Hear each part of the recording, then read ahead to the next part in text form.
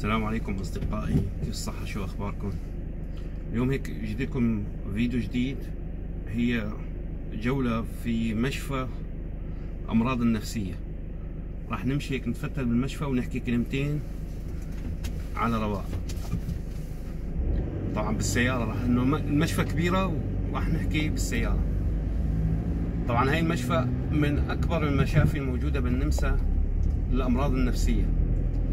بس طبعا الفرق بينه وبين المشافي الثانية اللي بالبلاد العربية شغلة ثانية، انه هون المريض النفسي يخضع لعلاج نفسي ويتأهل نفسيا للعمل. يعني شلون؟ طبعا بيجي لهون على المشفى يعلموه حرفة يكون هو شاطر فيها لهي الحرفة، يعني يقدر يتقنها. مثلا نفرض انه خياطة، انه يقدر يخيط، يعلموه هاي الحرفة مشان يأهلوه نفسيا وجسديا لانه يمشي بهاي الحرفة. هاي الشغلة حلوة كتير على فكرة. المشفى كبير كتير يعني، والجولة فيه كتير كبيرة. بس احنا المغزى من كل الكلام بس عم نحكي بهذا الموضوع،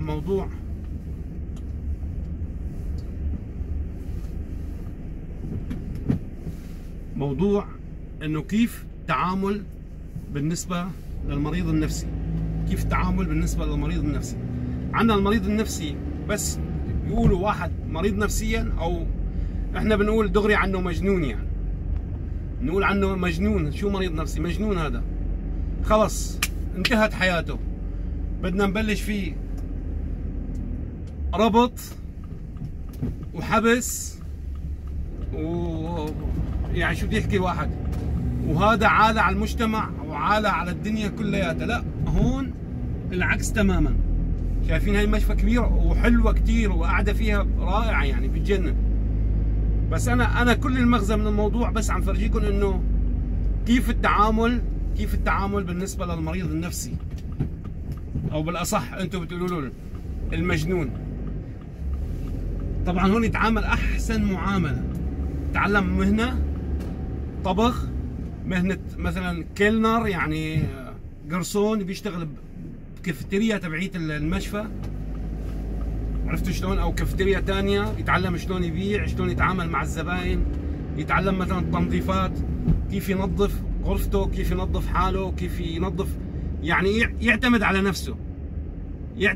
على نفسه بكل شيء. وهذا اللي انا عم احكي فيه.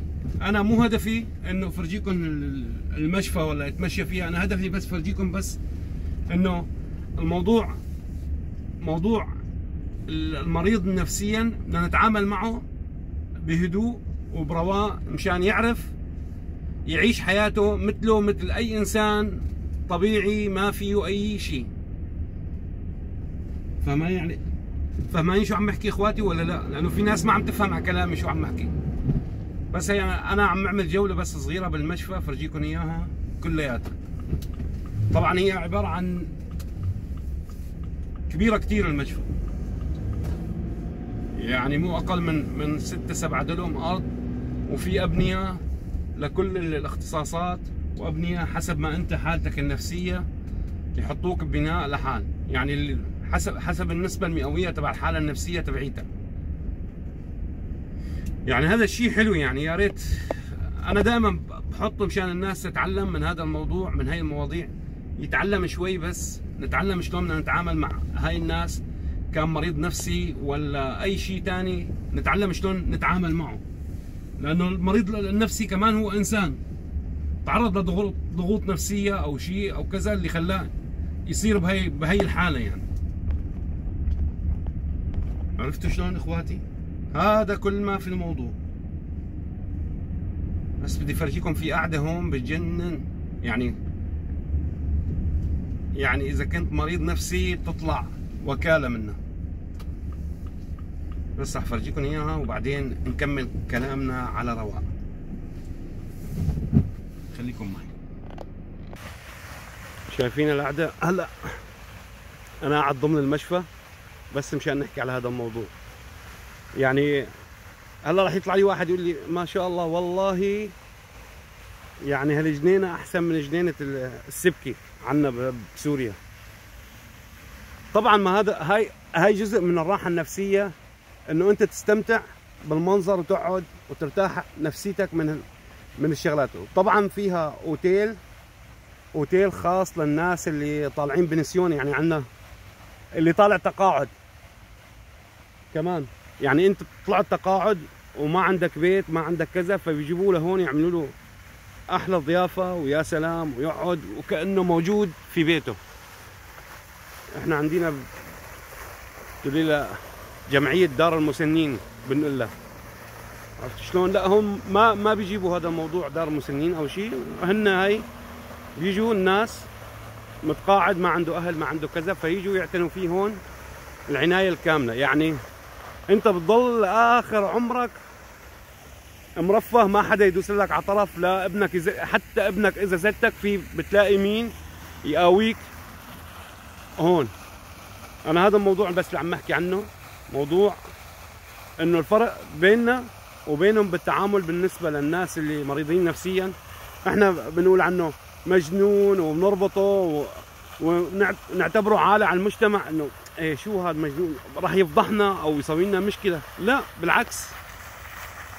بالعكس هون التعامل غير بالنسبه لهذا الموضوع. المريض نفسي او اي انسان